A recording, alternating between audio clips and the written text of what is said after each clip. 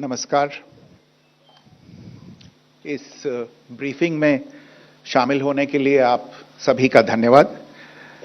जैसा कि आप सभी जानते हैं, 22 अप्रैल 2025 को लश्कर तैयबा से संबंधित पाकिस्तानी और पाकिस्तान प्रशिक्षित आतंकवादियों ने भारत में जम्मू और कश्मीर के पहलगाम में भारतीय पर्यटकों पर बर्बरतापूर्ण हमला किया। 25 भारतीयों और एक नेपाली नागरिक को कायरतापूर्ण मौत के घाट उतार दिया गया। मुंबई के 26 नवंबर 2008 के हमलों के बाद यह भारत में हुई किसी आतंकवादी हमले में मारे गए आम नागरिकों की संख्या की दृष्टि से सबसे गंभीर घटना है। पहलगाम का हमला अत्यधिक बर्बरतापूर्ण था, जिसमें वहां मौजूद लोगों को करीब से और उनके परिवारों के सामने सिर पर गोली मारी गई। हत्या के इस तरीके से परिवार के सदस्यों को जानबूझकर आघात पहुंचाया गया। साथ ही उन्हें यह नसीहत भी दी गई कि वे वापस जाकर इस संदेश को पहुंचा दें। यह हमला स्पष्ट रूप से जम्मू और कश्मीर में बहाल हो रही सामान्य स्थिति को बाधित करने के उद्देश्य से किया गया था। चूंकि पर्यटन फिर से अर्थव्यवस्था का मुख्य आधार बन रहा था, इस हमले का मुख्य उद्देश्य इसे प्रतिकूल रूप से प्रभावित करना था। पिछले वर्ष आप सभी जानते हैं, 2.25 करोड़ से अधिक पर्यटक कश्मीर आए थे। इस हमले का मुख्य उद्देश्य इसलिए संभवतः यह था कि इस संघ राज्य क्षेत्र में विकास और प्रगति को नुकसान पहुंचाकर इसे पिछड़ा बनाए रखा जाए और पाकिस्तान से लगातार होने वाले सीमा पार आतंकवाद के लिए उपजाऊ जमीन बनाने में सहायता की जाए। हमले का यह तरीका जम्मू और कश्मीर और शेष राष्ट्र दोनों में सांप्रदायिक दंगे भड़काने के उद्देश्य से भी प्रेरित था। इसका श्रेय सरकार और भारत के सभी नागरिकों को दिया जाना चाहिए कि इन प्रयासों को विफल कर दिया गया। एक समूह ने खुद को रेजिस्टेंस फ्रंट TRF कहते हुए इस हमले की जिम्मेदारी ली है। यह समूह संयुक्त राष्ट्र द्वारा प्रतिबंधित पाकिस्तानी आतंकवादी समूह लश्कर तैयबा से जुड़ा हुआ है। यह उल्लेखनीय है कि भारत ने मई और नवंबर 2024 में संयुक्त राष्ट्र की 1267 कमेटी की सैंक्शंस मॉनिटरिंग टीम को अर्धवार्षिक रिपोर्ट प्रस्तुत की थी, जिसमें TRF के बारे में साफ इनपुट दिए गए थे। इससे पाकिस्तान स्थित आतंकवादी समूहों के लिए कवर के रूप में TRF की भूमिका सामने आई थी। इससे पहले भी दिसंबर 2023 में भारत ने इस टीम को लश्कर तैयबा और जैश ए मोहम्मद के बारे में सूचित किया था, जो TRF जैसे छोटे आतंकवादी समूहों के माध्यम से अपनी गतिविधियों को संचालित कर रहे हैं। इस संबंध में 25 अप्रैल को UN सिक्योरिटी काउंसिल प्रेस वक्तव्य में TRF के संदर्भ को हटाने के लिए पाकिस्तान के दबाव पर भी ध्यान दिया जाना चाहिए। पहलगाम आतंकवादी हमले की जांच से पाकिस्तान के साथ आतंकवादियों के संपर्क उजागर हुए हैं। रेजिस्टेंस फ्रंट द्वारा किए गए दावे और लश्कर तैयबा से ज्ञात सोशल मीडिया हैंडल द्वारा इसको रीपोस्ट किया जाना इसकी पुष्टि करता है। चश्मदीद गवाहों और विभिन्न जांच एजेंसियों को उपलब्ध अन्य सूचनाओं के आधार पर हमलावरों की पहचान भी हुई है। हमारी इंटेलिजेंस ने इस टीम के योजनाकारों और उनके समर्थकों की जानकारी जुटाई है। इस हमले की रूपरेखा भारत में सीमा पार आतंकवाद को अंजाम देने के पाकिस्तान के लंबे ट्रैक रिकॉर्ड से भी जुड़ी हुई है, जिसके लिखित और स्पष्ट दस्तावेज उपलब्ध हैं। पाकिस्तान दुनिया भर में आतंकवादियों के लिए एक शरण स्थल के रूप में पहचान बना चुका है।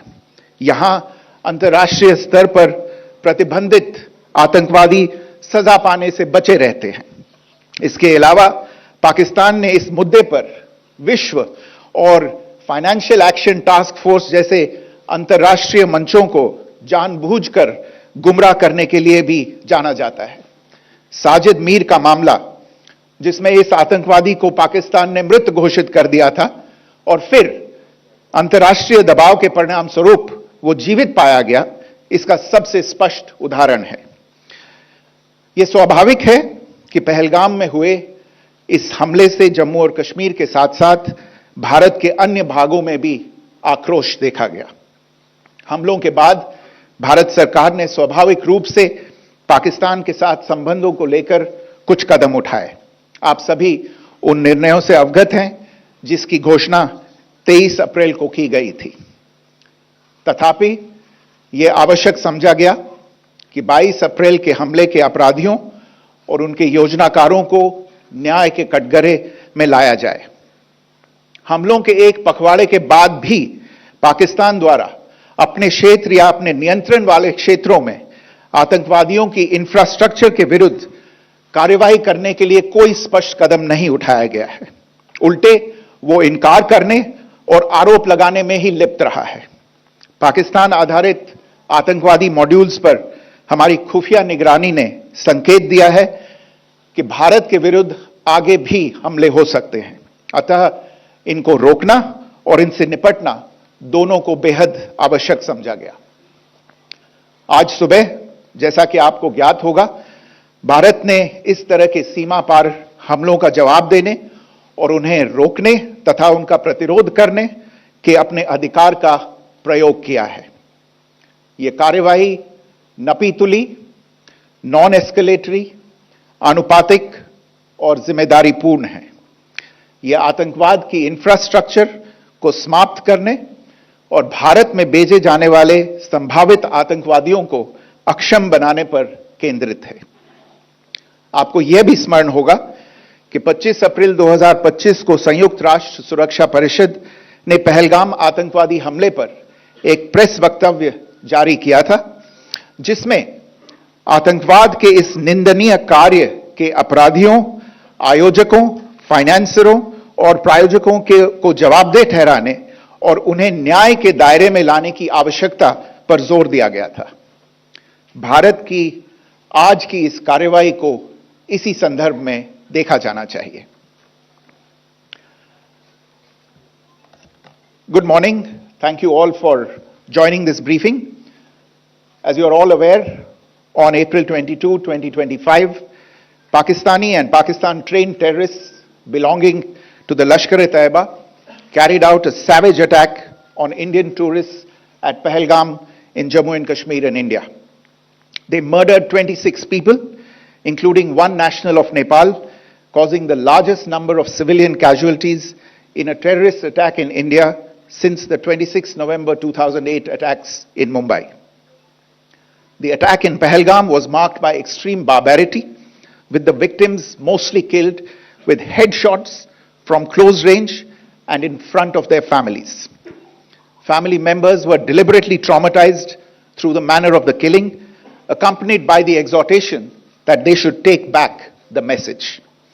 The attack was clearly driven by the objective of undermining the normalcy returning to Jammu and Kashmir. In particular, it was designed to impact the mainstay of the economy, tourism, with a record 23 million tourists visiting the valley last year. The calculation presumably was that harming growth and development in the Union territory would help keep it backward and create fertile ground for continued cross-border terrorism from Pakistan. The manner of the attack was also driven by an objective of provoking communal discord, both in Jammu and Kashmir and the rest of the nation. It is to the credit of the government and the people of India that these designs were foiled. A group calling itself the Resistance Front has claimed responsibility for the attack. This group is a front for the UN-proscribed Pakistani terrorist group Lashkar-e-Taiba. It is notable that India had given inputs about the TRF in the half-yearly report to the monitoring team of the UN's 1267 Sanctions Committee in May and November 2024, bringing out its role as a cover for Pakistan-based terrorist groups. Earlier too, in December 2023, India had informed the monitoring team about Lashkar and Jaish-e-Mohammed operating through small terror groups such as the TRF. Pakistan's pressure to remove references to TRF in the April 25 UN Security Council press statement is notable in this regard. Investigations into the Pahalgam terror attack have brought out the communication notes of terrorists in and to Pakistan. The claims made by the Resistance Front and their reposting by known social media handles of the Lashkar-e-Taiba speak for themselves. Identification of the attackers based on eyewitness accounts as well as other information available to law enforcement agencies has also progressed. Our intelligence has developed an accurate picture of the planners and backers of this team. The features of this attack also tie in with Pakistan's long track record of perpetrating cross-border terror in India, which is well documented and beyond question. Pakistan also has a well-deserved reputation as a haven for terrorists from around the world, with internationally proscribed terrorists enjoying impunity there. In addition, Pakistan has been known to willfully mislead the world and international forums, such as the Financial Action Task Force, on this issue. The Sajid Mir case, in which this terrorist was declared dead and then, in response to international pressure, brought back to life, found alive and arrested, is the most glaring example. The latest attack in Pahalgam has understandably generated deep anger in Jammu and Kashmir and in other parts of India. Following the attacks, the Government of India naturally responded with a set of initial measures relating to our engagement with Pakistan. You're all aware of the decisions that were announced on the 23rd of April. However, it was deemed essential that the perpetrators and planners of the 22nd April attack be brought to justice. Despite a fortnight having passed since the attacks, there has been no demonstrable step from Pakistan to take action against the terrorist infrastructure on its territory or on territory under its control. Instead, all it has indulged in are denials and allegations. Our intelligence monitoring of Pakistan-based terrorist modules indicated that further attacks against India were impending. There was thus a compulsion both to deter and to preempt. Earlier this morning, as you would be aware, India exercised its right to respond and preempt as well as deter more such cross-border attacks.